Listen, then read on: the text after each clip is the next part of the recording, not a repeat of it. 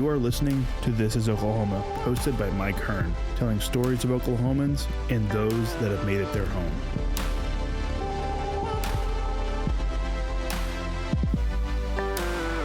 What's up, guys? Welcome back to another episode of This is Oklahoma. Mike Hearn here, your host, back with another episode presented by the Oklahoma Hall of Fame, telling Oklahoma's story through its people since 1927. They've been awesome partners so far, and I can't wait to continue the partnership for the rest of the year. Please go give them a follow at Oklahoma HOF on Instagram and all other social media, and then online www.oklahomahof.com.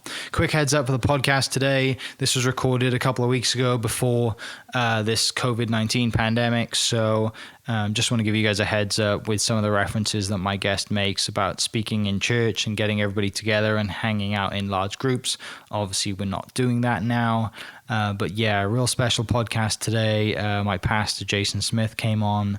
Really good friend of mine, not just a pastor, but someone who's been close to my family, and yeah, just has an awesome friend, and we have a special connection. We play a lot of golf together, which I'm sure you'll learn about in the next couple of minutes, I guess an hour of the podcast. But enjoy today. Great story. Jason's came to Oklahoma City from Oregon, and I won't spoil the rest. You'll get into it. So thanks for listening. We really appreciate it. Our new website is open. So if you want stickers, go to the shop there. That's the best way to support us at www.thisisoklahoma.media. I'll stop selling you things now. Thanks so much for listening. Catch you soon. My guest today is someone who is a really good friend, had a lot of impact on me since I've been in the States. He officiated both of my weddings. Same woman. She's awesome. Shout out to T. And yeah, I mean, we saw him. Me and T came to church on Sunday. I don't really have a huge, I guess, backstory of religion in my family, coming from the UK, and it's not very big. But when I do come to church, it is to hear this man speak. And yesterday was one of those days. So welcome to the podcast, Mr. Jason Smith. Thanks, Mike. I'm so excited to be here, man. It has been a long time trying to figure this out.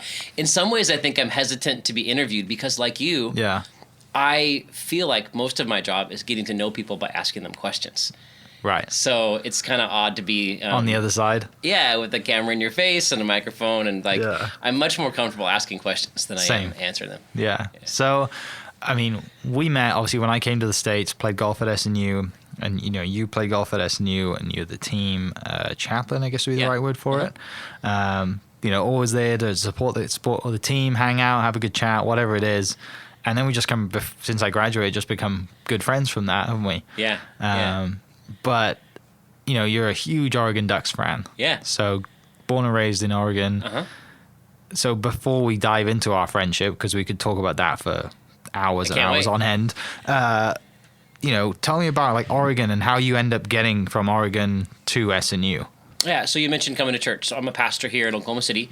I'm the associate pastor at Oklahoma City First Church of the Nazarene, where I was an intern my senior year at Southern Nazarene University. So I've been at this church for 18 and a half years, which is pretty rare to have that kind of longevity in one local church as a pastor.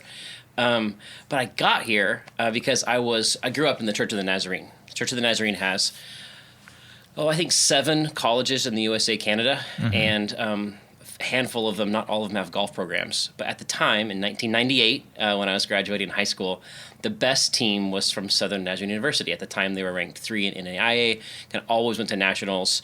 Pretty good team, great coach. Coach Holsey was kind of legendary Hall of Famer. And I actually, this is the story how I got to SNU. I wanted to play golf at Point Loma Nazarene University, which is in Pasadena. It's on the beach and it's beautiful. Yeah, it's on the beach. It's right on the beach. I always dreamed about playing year-round golf. Was a pretty good golfer in high school. Won my region twice. Didn't win state as an individual. My team won state my junior year. I was pretty competitive in my area. Yeah. I wasn't a D1 player, but I was good enough to probably play at a D2 school or NAIA school. And I wanted to play for a Nazarene school. So Nazarene kid, wanted to go to Nazarene school, and went on I was supposed to go on a visit to Point Loma for a recruiting visit, but it happened to be Super Bowl weekend in San Diego. And there just was there just was not a hotel room to be bought. So my dad said, hey, we're going to go look at another school you can't lock into one school because what if you don't like it? Or what if it's not for you? What if they don't want you? So we went to Oklahoma. Of all places. Yeah, I was like, I do not want to play golf year round in Oklahoma. Yeah. We flew in. I had never seen a place so flat. I mean, I remember when we landed the plane, I was like, what? And there's not even a hill. I mean, it's it was probably just the same so experience flat. that I had too. Yes, Like exactly. Wales and Oregon are probably very close together. Yeah, Like, so very I close was kind of blown away by it. I remember I saw gasoline for 68 cents, and I was just I took a picture of it. But my recruiting visit was incredible. Stayed with Damian Mitchell, who I'm still friends with today. Still golf with today once a year on a kind of this big golf outing we call Dad Prom. And Damian was an incredible host. I had so much fun, and Coach Holsey was inspiring and a great recruiter and wanted me on the team, and I just had a great experience. Not even around golf, but just campus life. I loved just how I saw the campus interact with one another, and there was a culture there that really excited me. And then I went to Point Loma on my recruiting visit and was like, oh, if SNU is this good, how good is Point Loma going to be? But the coach at Point Loma really wasn't interested in having me on the team. He didn't really have a lot of scholarship spots left. And all they talked about was the view. And I was like, yeah, I love the beach, but I think that college needs to be more than about just location. Yeah. And so I got home. I was like, man, no question, I'm going to go play golf at SNU. They want me. I loved the culture, super excited. Signed my letter of intent, pictures in the paper. I came from a really small town called Ontario, Oregon, which is about 10,000 people or so. Signed my letter of intent, super pumped to go. Yeah. And the next week, the week after I signed my letter of intent, I got a notice from Point Loma that I'd received a full ride scholarship. Oh, you're kidding me. For all 4 years. See, I didn't know that. I cared much more about golf, but I was a valedictorian of my high school. I had a bunch of service hours, had pretty good scores on some of those tests. And I remember getting it and having to check no. Like, no, I'm not accepting a full ride scholarship. To the beach, basically. To the beach, yes. And I was like, what have I done? And I remember, like, that moment of just like, oh, this was this fork in the road. Like, I was either going to go to Oklahoma or California. My whole life I wanted to go to California to play golf. And now I'm going here. So there was a moment of like, right. Like, but... Am I doing the right thing? Yeah, but at the time, like... There's no way that I, as a Smith, am going to call the coach and like, hey, I went out of my letter of intent. I'm just not going to do it. And I wanted to play golf in college. That was the biggest deal. Academics mattered to me very little compared to being a college golfer. We've talked about that quite a bit through the years, like how much it means and how much you want to extend your playing career officially. And so that was my dream and my goal. So I got to school. This will lead into becoming a chaplain. How about that? I get to school, and school was really hard for me. Not the academics part of it, but just being a college athlete. For golfers especially, when you hit school, like you're already in qualifying week one. In fact, practice at SNU, first day you're going to qualify. Yeah. You tee it up. I've been at the first day qualifying the last 8 years out at Hefner North, where you have those guys hit the ball off the tee, and they are maybe the most nervous they've ever been. I don't care if you've been in a state championship match play, state match play. When you're qualifying in front of your peers, your teammates on the first tee, it's so nerve-wracking for everybody. I love it. I want to be there. Give me that moment. So I was really, really nervous to play golf. And I was shooting scores I hadn't shot since I was 16. Playing with SNU legends like Chris Jones and Jason Wood and Dave Gilbert and Tim Euler and Derek Taylor, playing with all those guys. And here I was, just super small kid, trying to compete. Town. Yeah, trying to compete. I knew no one in town. I knew nobody. And it was really hard to, as a college athlete who golfs, you show up on campus, you go to school all morning, you try to grab a quick lunch, you golf all afternoon until dinner time. You hope that you kind of make it back to the cafeteria in time to get food. Sometimes you miss.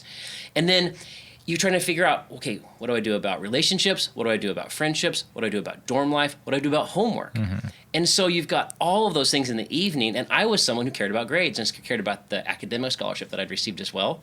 So I just constantly was doing homework. So it was school, golf, homework, bed, every day for all semester long. And I wasn't playing good golf at all. And it was really, really hard. In fact, one of the most formative moments in my relationship with my dad was I was sending him back scores, calling him on the phone with a calling card. You probably know what that means. Like, we had to buy a card from Walgreens to like make a long distance call. Yeah, exactly. And I was calling my mom and dad, but I was telling my dad, And I would tell him, I shot this today, and the score was never what I'd hoped it would be. And he sent me an email, and he was like, hey, sounds like you're having a hard time. Why don't you just not send scores home for a couple weeks and just play your best and do your best? And, I love you for who you are and not because of what you shoot. Just take a little bit of pressure off. Oh, my gosh. Yeah, I remember just sitting in my dorm room and just crying. I don't know if my dad knows that. Like, just crying because I was like, I needed the relief of that. So I didn't have anybody besides really Coach Taylor. I had a few friends and a few professors, but really it was DT on the golf team that really kind of put his arm around me. And we went to nationals that year in Florida, and DT he invited me on one of those little cruises around on the beach, and I had an incredible experience, played a little bit of tennis with David Gilbert, and but DT was the one who was so special. So Derek Taylor has become 8.5 years ago, he became the head coach. It's crazy, it's that long. At Southern Nazarene University. Now I'm one of those people. Yeah, like, now you're an old alum. Yeah. And we both still think we can take on the kids too. Yeah, but that's part of the goal. Like, I want to still beat them. And so I'm probably better now than I was when I was... Probably the only time I was better now. I'm 40. Just turned 40 this last year. I was pretty good when I was 25. I was a +3 when I was 25. I was trying to play in some of those mid-M stuff like that you were doing it now. You're playing it now. But probably now I'm as better than I have been since I was 25, and I'm way better now than I was when I was 18. Man, age is not always bad on your golf game. That's very true. So Derek became the golf coach, and I was so happy for him. DT and I have become friends and have been friends for 20 years now. And he was at Kicking Bird Golf Club up in Edmond and was one of the assistant pros there for I bet 10 to 12 years. And I would play at K-Bird because I love DT. Yeah. And so he'd give me lessons every once in a while, and we just would hang out and just always loved his friendship. And so I called him to congratulate him. I said, what do you need? Like, what, can I help? And essentially he said, I think you can. And so I said, what if I was the chaplain? What if I pastored the church right across from Lake Hefner Golf Course, which was a course that the team's at a lot. And I said, I'm just not very far from when you're going to tee off, when you're going to come in.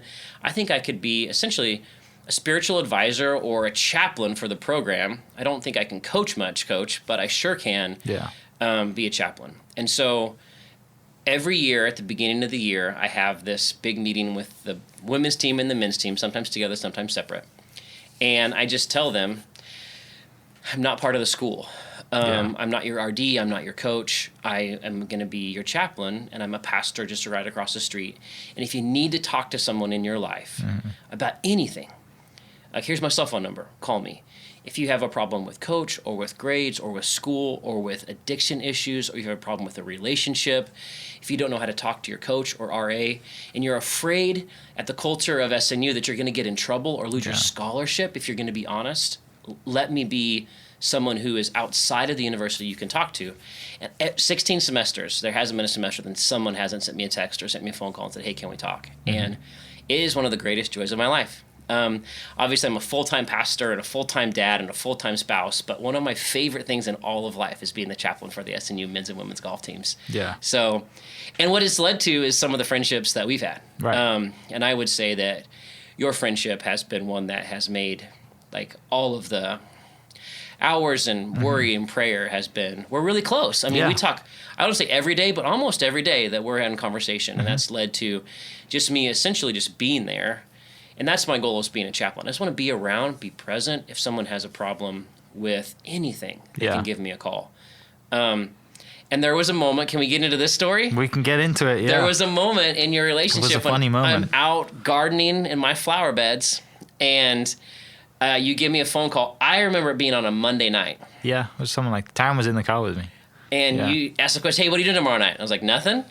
And you said, hey, well, can you marry me? Can you officiate my wedding? And I was like, when? He's like, tomorrow night. Tomorrow night. And I was like, is your girlfriend pregnant? And you go, no, nothing like that. But my understanding of the story is that you told me, I thought that I had to be engaged to stay in the States. Right.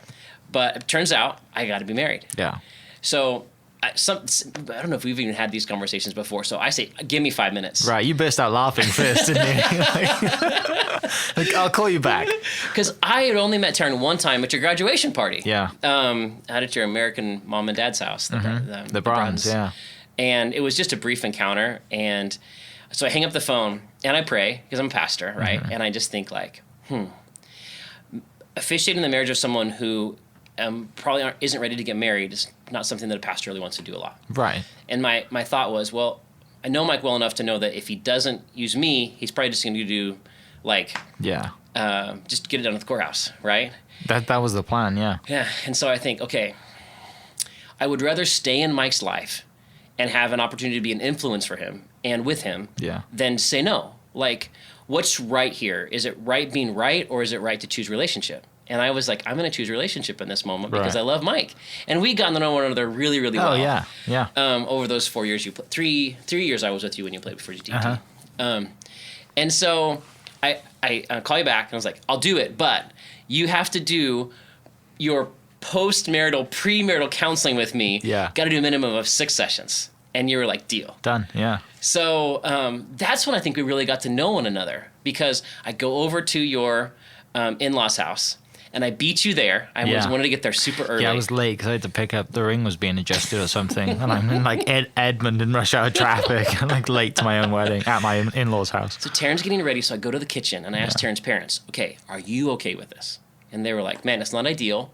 But yeah, we're okay with it. We love Mike, and we think that they're made for another. And it helped that I'd asked them in like a month prior, so they kind of knew. Okay, that's good. So then Taryn's getting ready in her parents' master bedroom, and I go over there. You're not there yet, and I go into the master bedroom and I say, tell Taryn, hey T, I didn't call her that time. That's what I call her now, Taryn. My name's Jason. You know, I'm the pastor. I'm ready to officiate this wedding. But Mike is a really persuasive guy. He's really charming. If you are doing this just because it's a green card wedding, right? Like, I don't want to do it. There's a Chili's right over here. I'll take you to Chili's. We'll talk about Mike, but you don't have to do this. If you're only doing this but to me, covenant matters. And this can't be something that is just flippant. Like, you have to go into this very seriously. And she looked at me like right in the eyes and she goes, I'm ready to get married with Mike Hearn. Yeah. And I was like, I'll do it then. And so we went out and I officiated your very first wedding in right there in front of the fireplace of your in-laws' home. It was super intimate, wasn't it? Oh, it was so sweet. Like, looking back now, like, your whole journey with T is in a love story that I'm glad I'm a part of. I appreciate that. We appreciate that. No, because recently, I guess our anniversary was in February, and she posted, I'm glad I didn't go to Chili's with you that day. I'm so glad too, but like, I was ready to slip out the back door. In fact, there's a back door.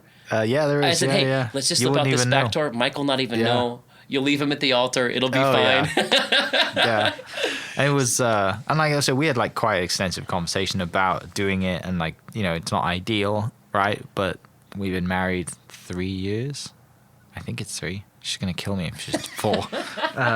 It was February 16, 2016. So it was 4. 4 years, yeah. It's mad, isn't it? Yeah, it really is. And then obviously we had the reason why I said you did both of our weddings, because a year later we had an official wedding, so Taryn could have her day and be in her dress and all that, and my parents were there, and that was a good time too. Oh, it was incredible. You gave me that little tie tack that's with the whale's dragon, which is legendary. Yeah. So special. I mean, and that was really, really special to see your friends and your family kind of come and kind of crown the day with their presence. Right. And just the ways in which you guys have loved one another. I mean, still remember your reception with Berkley dancing like the night away with both of you guys. Yeah. For the pod listeners, Berkley's my younger daughter. Who loves to dance and loves How to be old with you is guys. So 4 years ago, she was 3 because she's 7.5. Man. Which is crazy. Like that's one of the best pictures of the wedding. Everyone's like standing up there because she loves to throw her hands in the air. I think there's like 5 of us around her with like our hands in the air, and just dancing to the beat of a 3-year-old because that's what she wanted to do. Good times. So after you got married that first time, you started coming about every couple of weeks to my office to do counseling, and I think that counseling and therapy is really important. It's been important in my life and my wife's life and our pastor's life. We really think that as far as going about faith here, therapy is a strength, not a weakness. Yeah. And so you started coming, and we were going to do like 4 or 5 sessions, and then Taryn was like, can we meet more often? I think we ended up doing like 10, right? Yes, I think 10 to 12. Yeah. And you just kept coming in every couple weeks. And that's when I really got to know you guys. And then from there, that's led to doing premarital counseling for a handful of other golfers. And that's a joy. Right. Like, so much fun. It really lets me into your lives in different ways. I'm doing premarital counseling for one of the current golfers. I'm not going to say who it is, but that's super fun for one of our GAs to be able to sit with me. And I think that over time, going back to the longevity piece, like having been the chaplain now for 8 years, I feel like there is a sense of, for former players and with current players, essentially now every player that's come through is someone who's come through, been recruited by T, and has had me as this kind of an assistant. Yeah. And coach has asked me to take the team on a tournament and be the sole coach for the weekend for the girls or boys at least once a semester for 8 years. And so he does ask me and presses me into that coaching situation. I'm much more comfortable in the chaplaincy role. I feel like if I can get the kids to the tournament and get them teed off, then I'm fine. And all coach needs is receipts. That's all he needs is bring me back some receipts so I know where I have to write off. I enjoy those moments, but I would say I'm way more nervous coaching than I am as a chaplain. I hate coaching. It's so hard. And my self-esteem rises and falls with what these 18-year-old players shoot on the golf course. Which is a coach, you're like, that's not what I should be doing. No, this is not what I want to be doing. So I have to call coach every once in a while and just tell him, hey, just as a reminder, you can't let your self-worth or your esteem be tied to what 18-year-olds are shooting on the golf course. Yeah. So, man.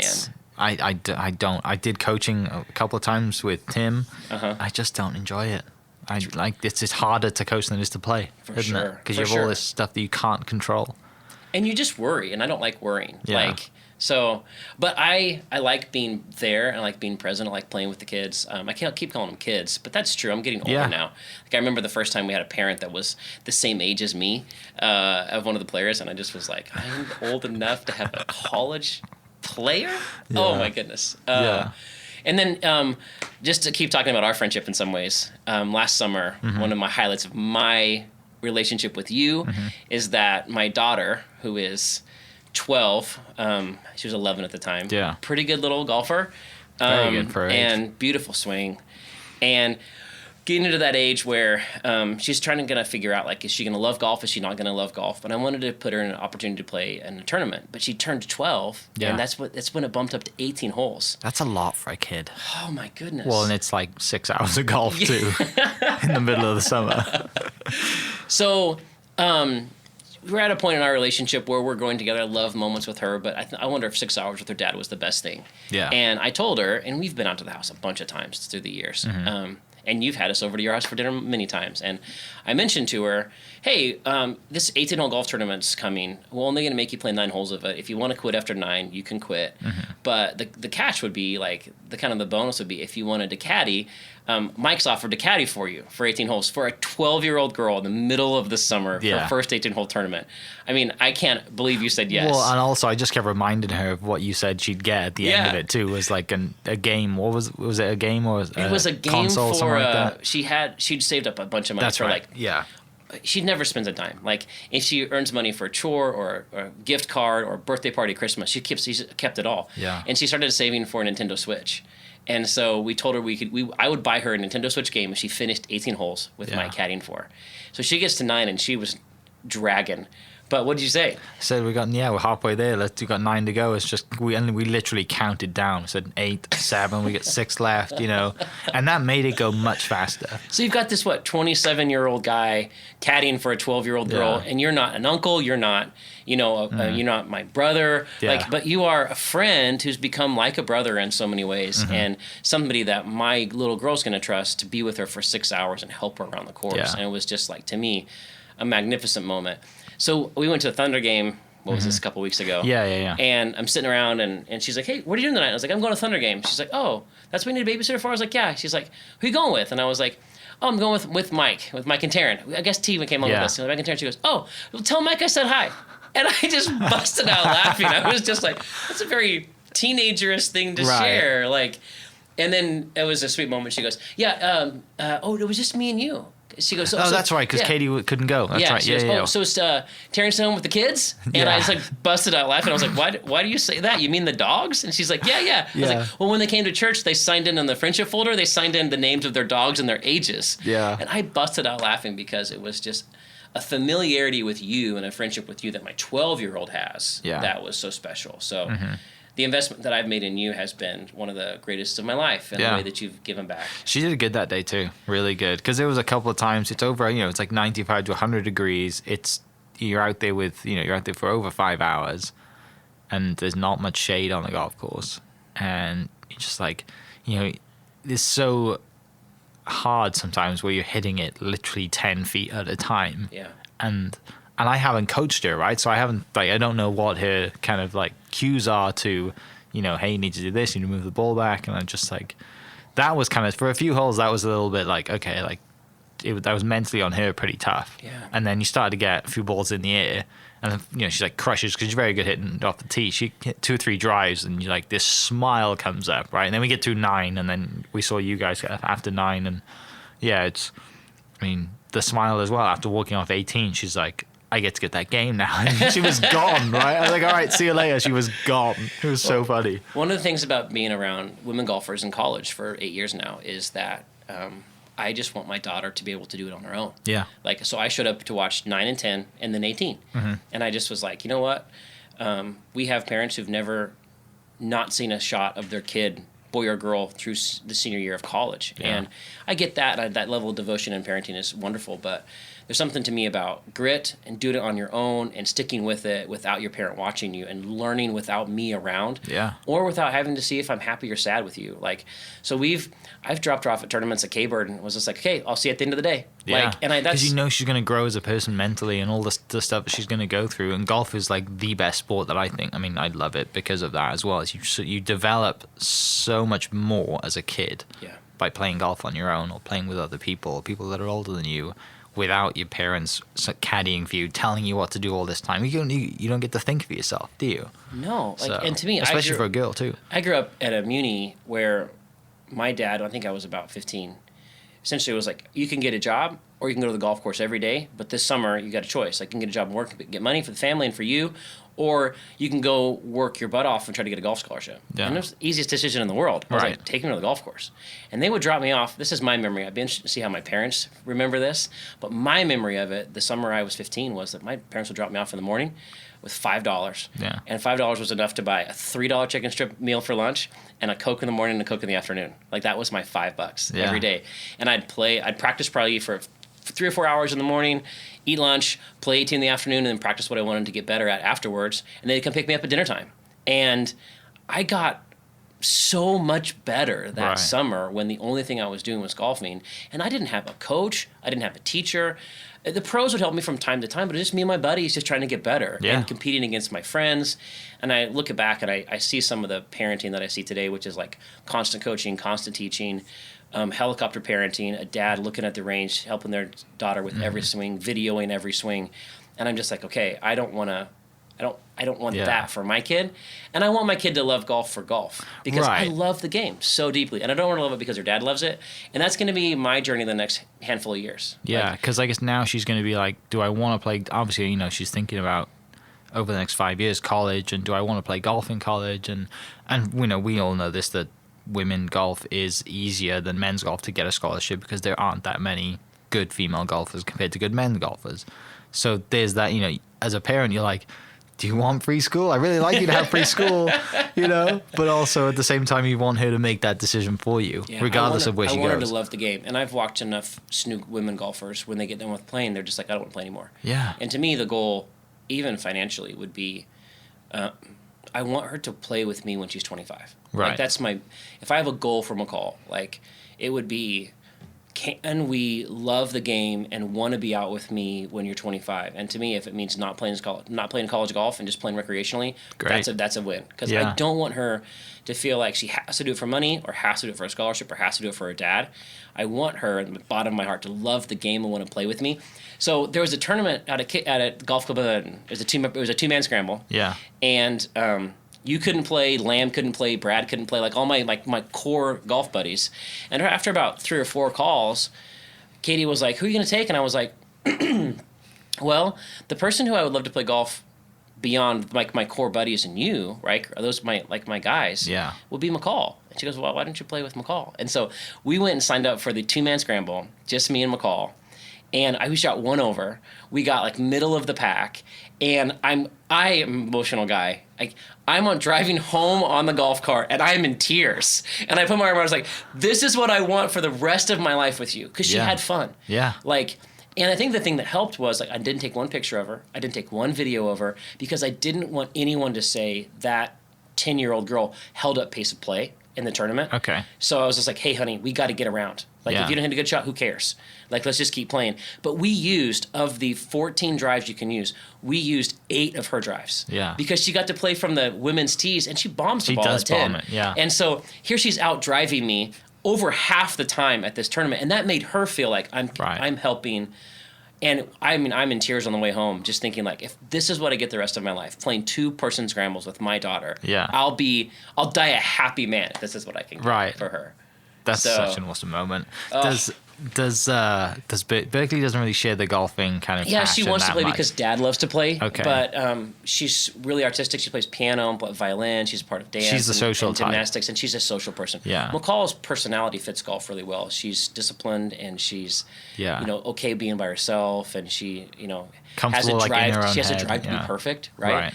Berkley wants to play because her sister plays, and she sees the attaboys that her sister gets. But by the time McCall was 7.5, which is Berkley's age, McCall was already competing and excellent. And I need to put Berkley in some of those moments that we believe we live near Golf Club of Edmond and practice out there quite a bit. But the people at Cape Bird have been so incredible for our kids. Yeah.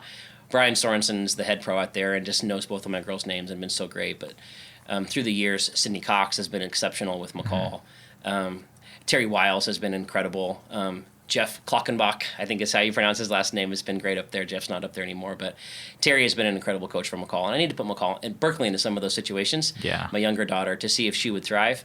But it's kind of hard to be honest. In some ways, it's kind of vulnerable because I saw her sister at 7.5 was already just incredible golfer.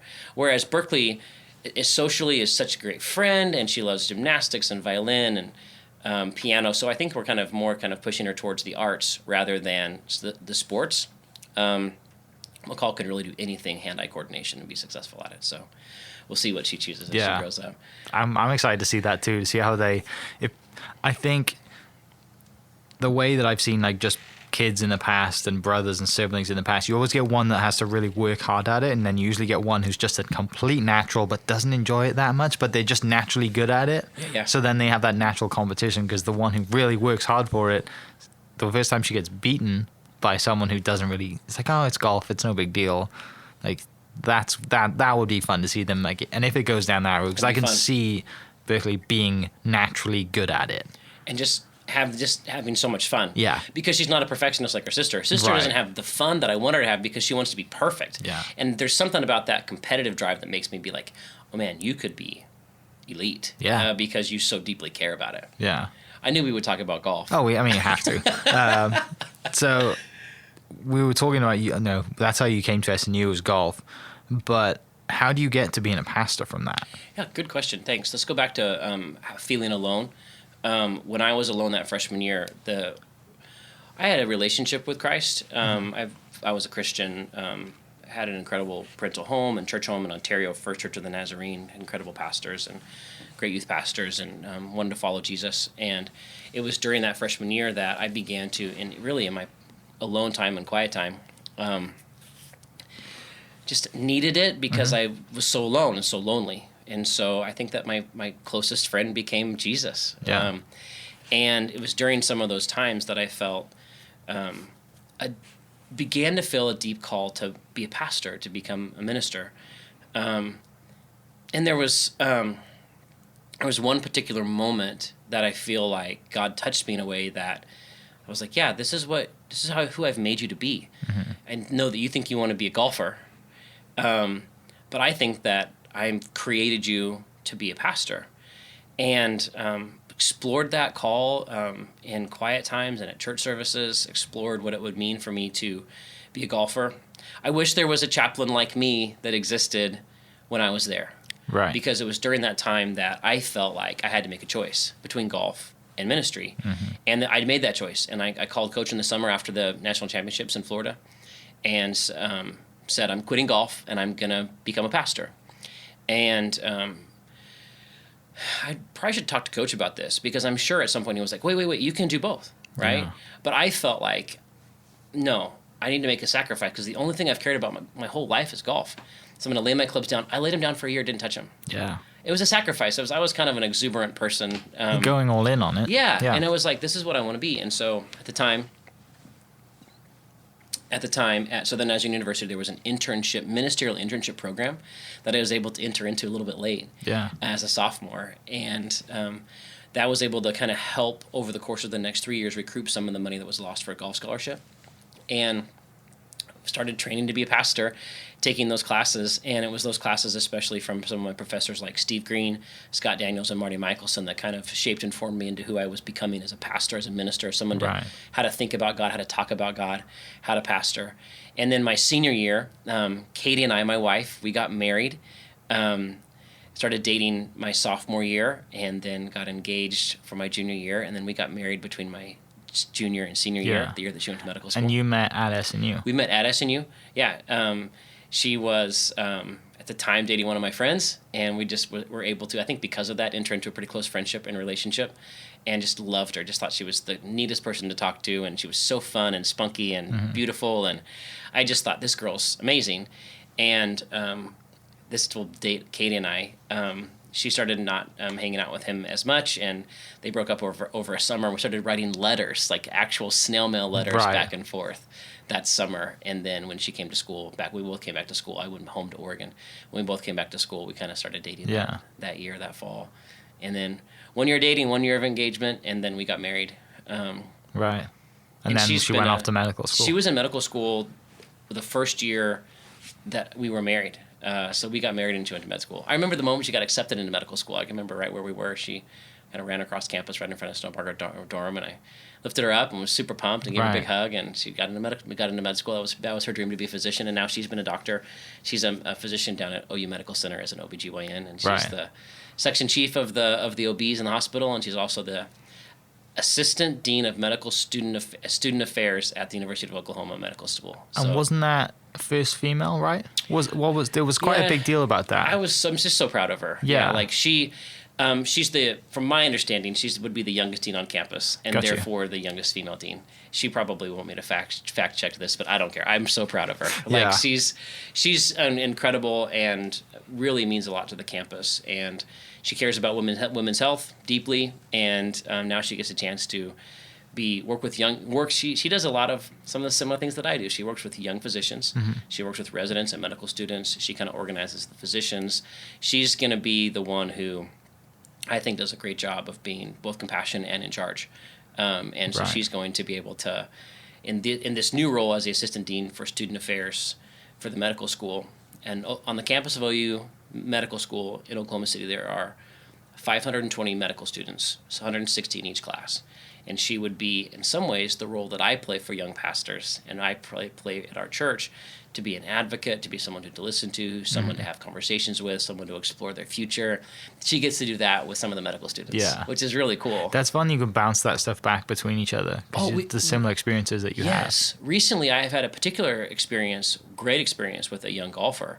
And I've gone to her and I said, okay, how would you handle this if this was a medical student? Right. And that was super helpful for her to be able to help me in a situation that I had not been in before. And she was like, well, this is what we would do. And I was like, oh, that's great. And of course, I mean, my wife is brilliant and so smart and doing it on a much larger scale than I am. So we fell in love, got married in the process of me trying to figure out my call in ministry. Yeah. And then we got married, and then I started here at OKC First Church as an intern for my senior year, under the ministry of Dr. Steve Green, who was our pastor at the time. And I wasn't he a professor at SNU? Yes, he was full-time at SNU and full-time here. Yeah. So he did that for many years. And then after the first 6 years of me being together with him, I think that in some ways he was like, I can't do both of these things and do them both well. One of the ways I think he was able to do that was because he hired me to be his partner in ministry to do a lot of the homebound care, all of our care to the people who are having surgeries, people who are sick. And that was my job for those first 3 years after I was an intern. I just came on. I was his graduate assistant at the school to get my master's degree. And essentially he was like, because I'm teaching full-time, I can't take on the role of pastor with pastoral care. So you're going to do that. And so for the first few years, that's all I did. And I loved it. I didn't know what I was doing, but I wanted to work for him. I wanted to work here. And when he offered me the position, and we in the Church of the Nazarene, we don't say we offer them a job. We extend a call. Hey, would you be willing to move into this role as pastor? And I said yes. I got paid $10,000 a year for those first 2 years, finishing my master's degree. But Mike, my favorite part of my story, and I want to tell a lot of young people, I wanted to work for Steve. I wanted to work here. And so anytime anybody complained about anything, I raised my hand in staff and said, "Oh, I'll do that." Yeah. Like, to the point of like things that were so ridiculously not for someone who was getting paid the least amount and the least involved. I think I worked more hours my first 2 years when I was supposed to be working about 10 hours a week. I think I was working more like 60 because I was like, if I can make myself indispensable, if I can make sure that when I'm done with this 2 years of this small call to be pastoral care, if at the end of those 2 years they will look around and be like, well, we can't fire that guy, we can't let that guy go who does too much stuff, because he does everything for us. That was my goal. Like, I love these people, I love this pastor, I love my pastoral team. And so I just did as much as I could, took on as much responsibility as I possibly could. And then over time, I don't think I was full time here until I was 25, because I just was like, I didn't want to let go. And then finally they moved me into a role that didn't even exist, but because I think that the church had grown to love me, and I had grown to love the church. It was just like, this is what makes sense. What was that first time preaching like? I preached on Jonah on a Sunday night. I wore a blue and red tie. I'm 21 years old. Mike, I'm 40. I remember everything about it. Yeah. I read my sermon. I was so nervous. I scripted it out. I was shaky. At our church in particular, a lot of our mentors and a lot of our pastors and a lot of our professors come. So like our senior pastor, John Middendorf, who I love and adore, and we've been really, really close for these 18 and a half years, he looks out and he sees his major theological teacher in Steve Green. He sees his Old Testament professor in Dr. Bratcher and his New Testament professor in Dr. Tashtian. Yeah. So he's preaching to the people that taught. Yes, but he's so good about, if it's a New Testament passage, he'll sit down with Dr. Tashtian and say, hey, tell me what you're hearing about this. And he's taught me that he's not just up there trying to impress them. He's a collaborator with them. So even in my passage this week when I preached, I reached out to my Old Testament professor, Marty Michelson, and said, hey, what are you hearing about this passage? I reached out to Dr. Tashtian, and he helped me through the New Testament passage. And then I called Steve Green, my mentor, and said, hey, what do you hear? What are you hearing from this passage? And then you read and you listen to podcasts and you read books and you sit and pray and you kind of collaborate it all. But that first sermon was from Jonah, and it was actually Jonah 2, the psalm, and the kind of the song in the middle of Jonah. Jonah's a little book of 4 chapters. It's a beautiful story. Actually, one of my favorites in all of Scripture. And I just remember getting done and just being like, first off, most people in our tradition don't hear sermons read to them. Right. But I was so afraid to make a mistake. I didn't want to say a wrong word. Does that make sense? Yeah. So going back to maybe even how I think about golf and how McCall thinks about golf, like, you just don't want to mess up. And that's how I was in the preaching moment. Right. And my first few were read. And then I had a friend named Brett come up to me and he was like, I don't know. This is what I heard. I don't know what he said, but what I heard was, hey, it's super boring listening to you read these sermons. Loosen up a little bit, practice, and figure it out. Because my mentor, Steve, and John, they don't script their sermons. They kind of have a flow, and they practice it, and they just preach essentially from their preparation, but they preach from their heart. Like, it's not like... it's not scripted. Some of my friends script their sermons, and it makes a lot of sense because it is safer. I said some things yesterday that if I could go back, I would have said it a little bit differently. Right. But in how we do it at this local church is, I think our people want to hear from our heart. Like, they want to hear our passion, and they want to hear how we would experience this in some ways different than just a script. Right. But that's I've never had some good question, Mike. Yeah. Yeah, that's Jonah 2. I read it and I sweat the whole time. And then you go to like yesterday's hour. How long were you up there for? Was it 30, 45 minutes? Yeah, it's probably 35. Yeah. Yeah. Longer than I should have gone. I usually want to preach about 25 minutes, but I got going yesterday. Well, for someone sitting in the audience, like, it doesn't feel like it's that long because you're enjoying it. Like, it feels like forever when you sat there and you're just like, does it end? You know? But yesterday I'm just sat there, I'm like, I don't know how long. I'm really enjoying this, and I see your passion, and I see you move around, and I see you call out the golf team, and you call out other people that are in the stories, and it brings it like down to ground level, doesn't it? It's not like you're just talking to everyone there. You're actually talking to the people and relating it all to them, and having the golf team stand up and calling out other people that are related to the 7-year story was really cool. And I know Taryn loved it as well. And when we walked out, Taryn was like, I just love how passionate he is. And I know it. I've seen you speak a bunch of times, and Taryn's like, starting to well, we've known each other for a long time now, but she hasn't seen you speak as much as I have, Yeah. or been around the golf team, and I know how passionate you are talking about golf, and you're equally as passionate on stage, right? Which is pretty awesome. But that whole process of you learning to become that passionate and be very free on stage from that moment of just reading Jonah from a script, like word for word. Yeah. How, like, it's taken you, what did you say, 18 years, the whole process? Yeah, and I love talking about this because for me it's about virtue ethics, but it's also about you're being shaped and formed into the person you are by your habits and practices. And so I really like talking about faith because of my golf background. Mm-hmm. Like, you've become my golf coach these last few years, right? Like, I told you, 3 years ago I wanted to be better, and you're like, okay, let's get better. Let's start with a short game. So you're trying to teach me to hit these different types of pitches, especially working on my game from 50 to 70 yards, and then getting better out with my wedges. And for me, and you're an elite golfer, you don't talk about on the pod as much of how an elite of a golfer you are. I need to play a lot more. You're an elite. I mean, you won the U.S.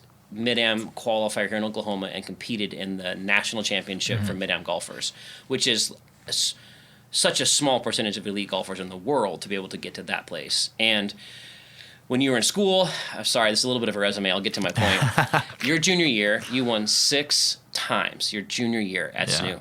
And the only tournament you finished outside the top 12 was the tournament that I coached you I hated that at golf the territory. course. And it was a miserable day. It was such a bad weather, wasn't it? And then your senior year, you play in all the events. You never finished outside the top 5. You finish at a way to be able to compete both at a conference and regionals and national championship at every level, never finishing outside the top 5. You've done that because you have natural talent and giftings. But you practiced in ways to be able to get you to that level. And even now, you know that if you're not playing well, it's because you're not practicing, right? Like, you're not an elite golfer in February because you don't play a lot of golf in December and January, right? And so it'll pick up in the next few months, and you'll be able to be a much better player because you're practicing. Well, as a person of faith, as a pastor, for me, it's the same corollaries. Like, I am becoming who I am as a pastor because I spend time with Jesus. I pray, I read scripture, I give myself to the practices of faith. I care about those people who are on the margins. I care about, every week, Mike, I am in a nursing home. Every week of my life for 18 years, I've gone to a nursing home and I've held someone's hand and I've told them that God loves them. That's changed who I am. Like, I think about death all the time because I've done 117 funerals. And it's a natural thing for me to go and hold the hand of someone as they're dying because I've done it 110 times. It's almost a gift. Right, a gift, like not that you have a gift, but a gift of like being in that moment and being given that opportunity for that person of like the last moments of their life. Oh yes, the greatest honor of my life. Right. Like, I'm inside of this holy moment. Yeah. I talk about thin places a lot, where I believe that heaven and earth meet in a way where something special happens, and that can be like when you get chills, when something special happens, from the smallest thing to the biggest thing, like a wedding. Right. Or a moment like when you covenant yourself with tea, right? Like, I think that's a holy moment. Like when a baby's born, right? When someone gets baptized. This is going to be a little bit silly. You can cut this from the pod if you want. But like, this is silly. Like, but you know how much I love golf. Like, so shaped and for me. So like when Tiger chips in on 16, everyone knows where they are. Like, you know where you are, but you know how it looks, you know how it feels, you know that last rotation when the Nike logo sits there for like a second and it falls into the cup and everyone goes crazy and everybody... And you know exactly what the commentator is saying. Yes! You just like, that's a holy moment, like there's a chill moment, right? Like, pastors get invited into the best and worst moments of every person's life in the congregation. And the interesting thing about being at one place for 18 years is that now, when kids graduate, I was there praying for them with their parents when they were born. Yeah. Pastors show up at all the biggest moments of their life. And so this year, when those kids get up there to graduate, I'll be like, oh, I prayed for them. I prayed for them the day they were born. I prayed for them the day after they were born. I've been through this family through thick and through thin. And it's a different, I think I'm the only pastor from my graduating class that's been in the same church since they graduated. It's something unique in our tradition that I've been in one place, but my job now is just to love the church and to love the people and to live love me back. You know, like I said, we've been friends for long enough, and I know you've had job offers for a lot more money in all over the country.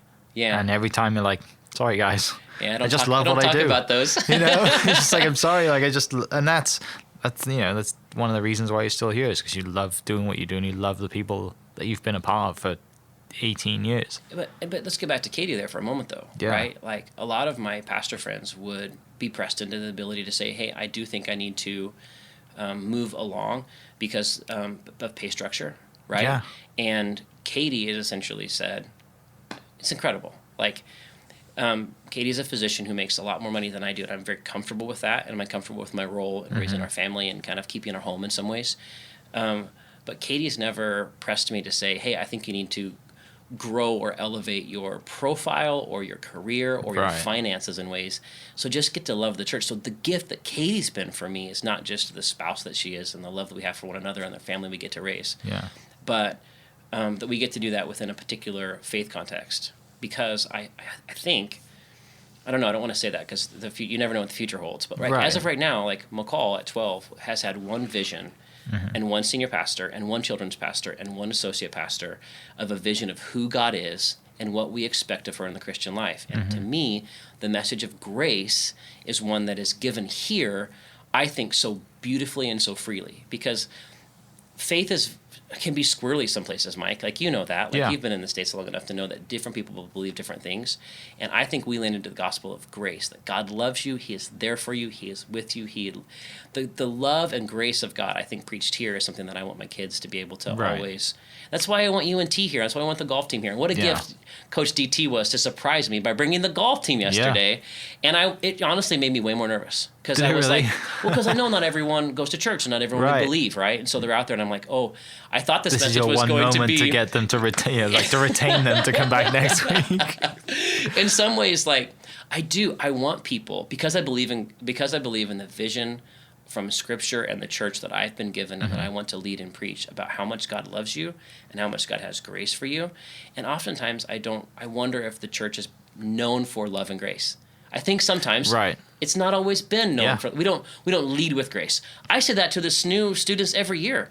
I think when they come to SNU for the first time, they're given a set of rules and they're not given a God of grace. Yeah. And I want to be like, to me, following after the ethics and virtues of the kingdom is because you've got a vision of how much God loves you, and then as a response to that grace, you follow after these rules. But we give them rules and no grace and love, and we're like, expect them to want to become believers, and I'm like, man, we're off on the wrong foot immediately. Yeah. Because if you, even any relationship with T, like, if you were to come and you're like, here's the rules, not like, let's fall in love. Sign this. Yes, like, we're like, you're not going to get there. And so here, I think the message of grace is so important. But, Mike, in our relationship, you're not going to respond to me because I preach. You're going to respond to me because we're friends. Right. Like, and so the moment was important, the preaching moment, but I was like, oh, those kids are not going to respond to this sermon. They're going to respond because over the course of 8 years, we're going to become friends in ways that they trust. They're very familiar with you, yeah. Yeah, and so I don't think I'm ever, because I don't speak every week in any context, I think that the way that I am going to change the world that is God has given in front of me, it's because I'm going to love people and be in a relationship with them and be there for them in hard times. The best thing about being a chaplain is I'm not responsible. I'm not their pastor. I'm not their RA. I'm not their coach. I don't care about their grades, scores, or ethics. What I care about, can I be the presence of God with you when you need him the most? And that to me is the best part of being a chaplain, is like I get to be there. So we've talked a long time. I forgot your initial question. Well, I think just from preaching on stage, I know you don't do it very often, but at the same time, I think you have more of an impact by not doing it very often, because every day you get to go sit with someone who maybe has cancer, or you get to sit with a college kid who doesn't know where their life's going, and they're 18 years old and they're like, think they should have it figured all out. You have that more of an intimate connection with all these people rather than standing in front of 200-300 people on a Sunday for 45 minutes. Like, it's more connection in this, and that's why we've been really good friends and continue to be friends. And that's why when you do text me like on a Friday, hey, I'm speaking Sunday, then whatever I have Sunday is now coming to see you speak. And I text Tara, I was like, we don't have anything Sunday, do we? It's like, by the way, we do now. We're going to watch, so she knows as well. That's beautiful. Yeah. I'm really grateful for that and those relationships. Yeah, like essentially my job's different than anybody that I know. Like I don't keep office hours here, like doing paperwork. Right. Like my job is going from home to nursing home to lunch to coffee. And most of them are people who are, you don't call your pastor when you're like, everything's great and you have extra money to give to the church. Like that's one of my favorite jokes from Jeremy Lamb. He's like, he'll slide up to me like, hey, pastor, everything's going great. Here's an extra 10 grand. Like, and then he'll just laugh and he'll be like, no one does that. Like they're like, hey, lost my job. Hey, life's hard. Hey, marriage is hard. Hey, I'm going to lose my life to cancer. Yeah. Hey, I have Parkinson's disease now. All this weight. Yeah. Like, but to me, like, there's no bigger gift of being able to walk with people through in those hard times. And then you sprinkle in some good times. Nothing better than going to praying for a new baby, right? Yeah. Nothing better than doing a covenantal marriage ceremony. For me, I really, really enjoy doing funerals. I don't know how many pastors do. In fact, some of my friends really do as well, because what's more meaningful than sitting with a family and telling them, because of the hope and promise of the resurrection, this can be a really sad time, but it also can be a hope-filled time. And sitting with them as they have the time to process God's presence in their life in different ways. Recently we had a young man in his 50s pass away here, and the church has been really impacted by it because he impacted everybody. He was one of our most incredible members. And I said yesterday in the service as it started, if you've had a baby in this church the last 15 years, it's been rocked in the nursery by this man. Yeah. Like, and he's impacted everybody, even if he didn't know he was impacting them. And that's another thing, going back to the longevity thing. The biggest gift to me has been, I love the church. And they've watched me grow up. That was here when I was 21 years old. Right? And now I'm 40. And I think some of them still think of me as a kid. But in some ways, I still am a kid. Like, I've got a long way to learn, a long way to go. And going back to golf and habits and practices, like getting from the Jonah sermon to yesterday has been holding hand after practicing. And I teach a Sunday school class every Sunday. I teach a Wednesday night Bible study every Wednesday. My pastor told me 10 years ago, like, you'll find your voice, which I think that's something that he said to a lot of people is like, you're not sure what you're going to say, so you script it out. But over time, God will give you a passion for what he wants you to have a passion for. And I would say through the years, the thing that would characterize me, if people were to say, if you were to take this microphone and be like, hey, tell me about Jason, right? I think passion and enthusiasm would be like two of the biggest words that would define me. Beyond, I don't know what the other one would be. Maybe compassion, like, because people having seen me been in nursing homes so much. And I'm really comfortable in nursing homes. I can walk in a nursing home and feel like I'm at home and walk to the right room and hold someone's hand and just love that moment. Like, and in some ways now, after these many years, like the people who are homebound now, I usually have had a relationship with them for a long time. So I think to me it goes back to habits and practices, whether it be golf or faith. Like, am I practicing the right things to get to the point where there's a telos or an end game of, whether it be a low handicap or for you a plus handicap or for you, qualifying for the Mid-Am again this year. For me, it's, have I practiced myself as a person of faith to know God in Scripture, to know God in prayer, to know God in the other? When I hold someone's hand, I feel like I'm holding the very hand of Jesus. Like, I get to minister as a minister of the gospel, to hold someone's hand and tell them. There's a man named Jerry Bell who passed away about 2 years ago. And I went on a sabbatical at church and spent the summer away from the church, and just to kind of recharge my batteries. And the church gave me that incredible gift. And I came back after those 7 weeks off and sat down and kneeled down in front of Jerry Bell, who I'd missed so much. And I said, Jerry, God loves you. You can't forget it. God loves you so much. He's forgiven you. He is with you. He is for you. And he looked at me with tears in his eyes. He's like, Jason, you've got the best job in the world. Like, your job is to go tell people that God loves them, and I need to hear it. And here he is about to pass away, and he's like, I forget that God loves me. And I think that message of love and grace is something that I get to share every week, not from a microphone, in front of a few hundred people. Right, just that 1-2 connection. Yeah, exactly. Very special. So sweet. That's awesome. Yeah. I love seeing you, and I love hearing you talk about your passion. It's awesome. Even though it's not, as well as golf, because we talk about golf all the time. But no, it's good to see you, have this connection with you and finally do this and have it, I guess, on record and camera and all the rest of it. Very special, Mike. Yeah, I really appreciate your time. Thanks, I know man. you're a very busy man. I know you're going to go to lunch and go help someone or do what you do. So we'll cut it at that. Everyone listening, I'll post Jason's contact information down below. It won't be a cell number. It'll probably be his social media handles. Good. And yeah, if you want to get some golf in, let's play golf. So Thanks, Mike. Appreciate your time. Thanks for listening, guys. We will catch you next episode. Cheers. This podcast was presented by the Oklahoma Hall of Fame, who've been telling Oklahoma's story through its people since 1927. Follow them online at oklahomahof.com and definitely on Instagram at oklahomahof. Catch you next episode. Cheers. Thank you for listening. We are inspired by those around us and hope that you are too. Make sure you subscribe to this podcast on your favorite podcast platform and leave us a review so we can keep telling your stories. For more great Oklahoma content, follow This Is Oklahoma on Facebook and Instagram.